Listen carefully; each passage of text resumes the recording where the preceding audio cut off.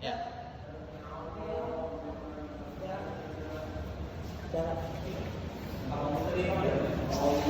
Assalamualaikum warahmatullahi wabarakatuh. Waalaikumsalam warahmatullahi wabarakatuh.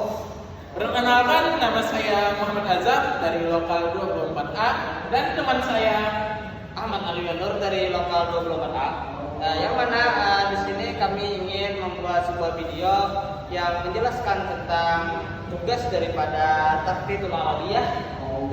Ya kan, Bang? Tahdid Ta'lim Al-Arabiyah. Ya, Tahdid Ta'lim Al-Arabiyah itu menjelaskan tentang kurikulum berbasis cinta, ya, yang berlandaskan landasan yuridis. Nah, itu. Dan kurikulumnya ini tahap MA. Nah, itu MA yang kami bahas ini. Jadi langsung saja akan dijelaskan oleh Al-Banlar terlebih dahulu. Ya, jadi langsung saja masuk kepada materi kurikulum berbasis cinta yang berlandaskan landasan yuridis. Sebelum kita mengetahui apa itu kurikulum berbasis cinta yang berlandaskan yuridis yang bertahap pada kelas madrasah aliyah, kita harus tahu apa itu KBC dulu. Ya, jadi KBC adalah singkatan daripada kurikulum berbasis cinta. Yang pembelajarannya bahasa Arab di madrasah aliyah, yang mengintegrasikan kasih sayang, empati dan spiritualitas dalam belajar bahasa Arab. Jadi KBC lebih terarah atau berfokus pada pengembangan akhlak orang. Ya, jadi sebelum membahas lebih jauh kita harus tahu sebelumnya apa itu KBC. Jadi KBC itu menempatkan nilai kasih sayang, mahabbah, empati dan spiritualitas sebagai roh dalam proses pembelajaran. Ya, jadi harus lebih banyak mengenalkan kepada Allah Subhanahu Wa Taala, kasih sayang kepada Tuhan, sayang kepada Nabi, sayang kepada sesama yang lainnya. Dalam konteks bahasa Arab, KBC tidak hanya berorientasi pada kompetensi linguistik, tetapi juga pada pembentukan karakter peserta didik yang humanis, strategis, dan berakhlak. Jadi fokusnya kurikulum KBC itu pada pembentukan akhlak, bukan cuma pengembangan linguistik saja atau humanis dan lain-lain, tapi juga berfokus pada pengembangan akhlak seseorang yang mana itu penting pada landasan yuridis. Lanjut, ya, masuk kepada landasan yuridis. Landasan yuridis itu berpacu pada Undang-Undang 1945 pada pasal ayat 3 ayat 31, hak warga negara untuk memperoleh pendidikan bermutu, dan juga ada pada pasal berapa itu Undang Kode nomor 20 tahun 2003 itu yang berbunyi mengembangkan potensi peserta didik menjadi manusia beriman dan berakhlak mulia. Nah, jadi itu selaras dengan landasan yuridis. Itu ada PMA nomor 183 tahun 2019, yaitu kurikulum pendidikan agama Islam dan bahasa Arab di madrasah. Jadi harus ada tentang pendidikan agamanya serta landasan agamanya. Itu ada kurikulum merdeka, yang mana kurikulum merdeka pembelajarannya berpusat pada peserta didik dan penguatan karakter. Nah, jadi peserta didik bukan cuma menjadi objek, tapi menjadi subjek juga. Peserta didik harus berpartisipasi dalam pembelajaran tersebut.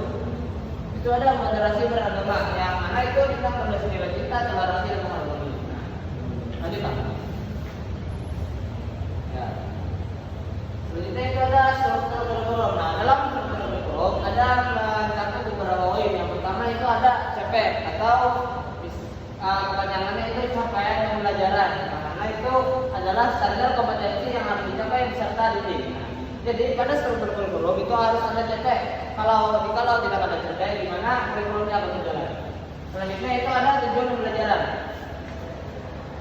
Tujuan pembelajaran itu ada target spesifik setiap pertemuan. Nah, jadi di tujuan pembelajaran itu harus di setiap struktur kurikulum harus ada tujuan pembelajarannya, karena kalau tidak ada tujuan pembelajarannya, di mana kurikulum tersebut akan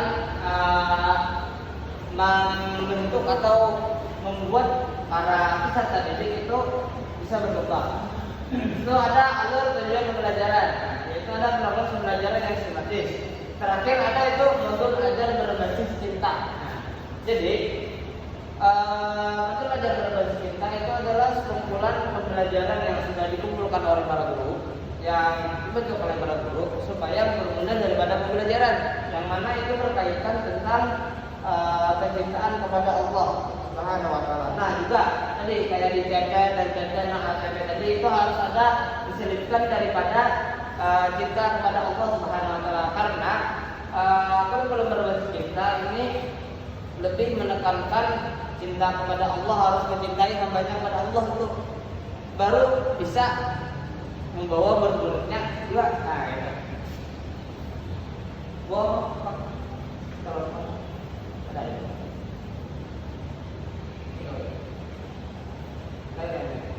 Lewati apa? Lima lewat. Lima lewat enggak? Nah, ya. Ya, mungkin sampai di sini saja penjelasan dari dulu. Ya, lanjutkan oleh saudara Azam. Wah, ada video ya.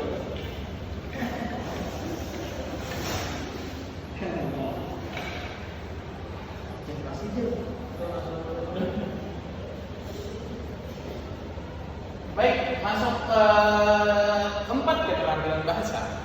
Yang paling pertama yaitu istimak. Istimak artinya adalah mendengar. Oke, siswa di sini akan dilatih bagaimana sih mendengarkan orang berbicara bahasa Arab dengan baik dan benar, tidak memotong pembicaraan orang lain, serta menghargai orang yang ngomong di depan. Dan lanjut ke kalam, yaitu berbicara. Berbicara adalah hal yang salah satu hal penting dalam keterampilan berbahasa tadi. Di dalamnya siswa diajarkan berbicara dengan sopan, santun, dan juga memilih kata yang baik dalam bahasa Arab dan tidak menyakiti perasaan orang lain. Dilanjut ke kitara, yaitu menulis. Menulis adalah hal yang sangat penting dalam menyampaikan surat-surat. Di dalamnya siswa dilatih untuk menulis untuk menyampaikan pesan kepada orang lain dengan positif, dengan memberikan pengalaman yang baik, dan juga menjadi refleksi diri sendiri. Dilanjut ke qiraah. Qiraah adalah membaca. Siswa tidak hanya memahami teks bahasa Arab saja, akan tetapi juga mengambil pelajaran moral dan nilai kebaikan dari bacaan tersebut. Masuk ke tujuan pembelajaran. Tujuan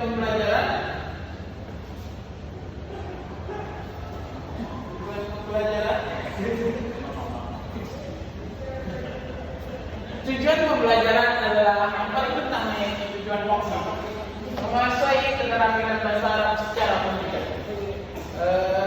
Siswa memahami dan menguasai bahasa Arab secara teori dan praktik.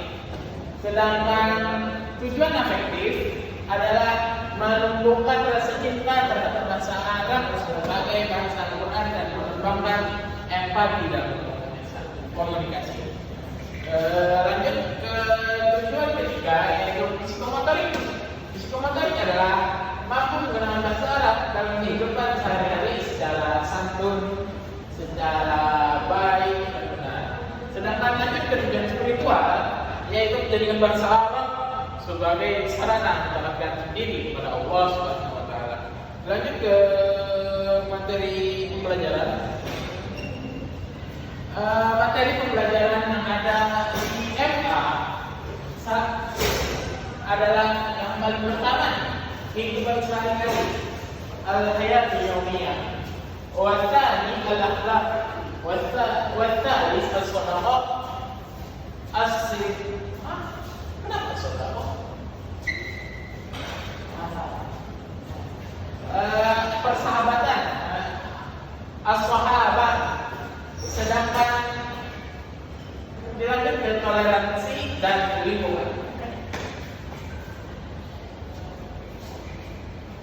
yang pertama itu kehidupan sehari-hari agar mudah dipahami oleh para siswa. Sedangkan akhlak itu agar membentuk karakter peserta didik tersebut. Dilanjut ke persahabatan yaitu untuk menampakkan empati para siswa dan siswi. Sedangkan toleransi untuk menghargai perbedaan, dan lingkungan untuk menumbuhkan rasa kepedulian. Selain itu, materi selalu diintegrasikan dengan nilai seperti dialog yang mengajarkan teman santun, teks bacaan mengandung pesan kasih sayang, dan latihan menulis sebagai refleksi pengalaman empati. Dilanjut ke metode pembelajaran. Nah, ini dia metode pembelajaran. Metode pembelajaran yang paling pertama, yang paling penting yaitu fokus pada komunikasi nyata dalam konteks lain. Hendaknya siswa dan siswi saling berkomunikasi sehari-hari dengan bentuk nyata, tidak hanya di dalam kelas seperti kita saling bertanya kabar dalam bahasa Arab dan banyak hal lainnya. Lanjut ke project based learning, yaitu membuat video percakapan penuh nilai adam dan kasih sayang.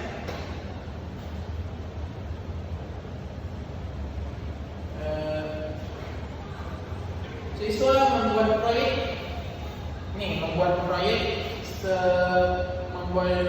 proyek seperti video percakapan yang mengandung nilai adab dan kasih sayang tersebut. Dilanjut memainkan bahasa dalam kehidupan nyata. Nah, tadi seperti saling berbicara bahasa Arab atau mengatakan bahwa apa sih kursi bahasa Arabnya, sehari-hari, rambut dan lainnya. Serta pembelajaran reflektif, yaitu merenungkan nilai kita dalam pembelajaran bahasa. Dan terakhir yaitu role play, yaitu simulasi percakapan penuh dalam bahasa Arab tersebut. Dalam hal ini, guru tidak hanya sebagai pengajar, tapi juga teladan dalam bersikap serta fasilitator dalam pembelajaran dan motivator spiritual bagi para peserta didiknya. Hal ini membuat pembelajaran menjadi lebih hidup, interaktif dan menyenangkan. Dilanjut ke nomor 8, evaluasi. Evaluasi yang pertama adalah tes tertulis, kuis, dan pemahaman. Yaitu kayak kita bikin PTS, bermuas. Lanjut ke keterampilan praktik berbicara, membaca dan menulis, ini praktik lisan. Sedangkan afektif, sikap sopan santun yang bekerja sama, yaitu melihat dari keseharian murid dalam pembelajaran ini. Dan proyek produk kreatif berbasis nilai cinta, yaitu proyek itu kayak bikin video tadi seperti ini.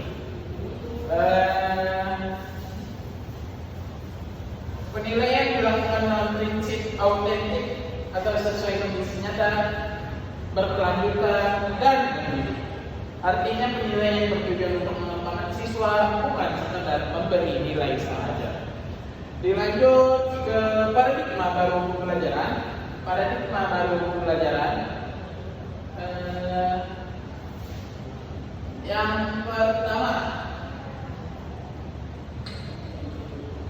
yang pertama yaitu berorientasi cinta. Tidak sekedar nilai akademik, tetapi pembentukan karakter yang membentuk karakter, yaitu dari fokus nilai akademik menjadi fokus pada pembentukan karakter. Sedangkan integrasi bahasa dan akhlak menggabungkan kompetensi linguistik dan nilai moral, terus humanis dan menyenangkan, yaitu pembelajaran yang menyentuh hati dan menyenangkan para muridnya, serta pengalaman bermakna, yaitu belajar yang meninggalkan kesan mendalam. Serta kurikulum ini berbasis cinta, menggeser paradigma dari pembelajaran kognitif semata menuju pembelajaran yang menyentuh hati bahasa Arab menjadi sarana membangun peradaban penuh kasih dan bermanfaat. Mungkin hanya ini yang dapat saya sampaikan.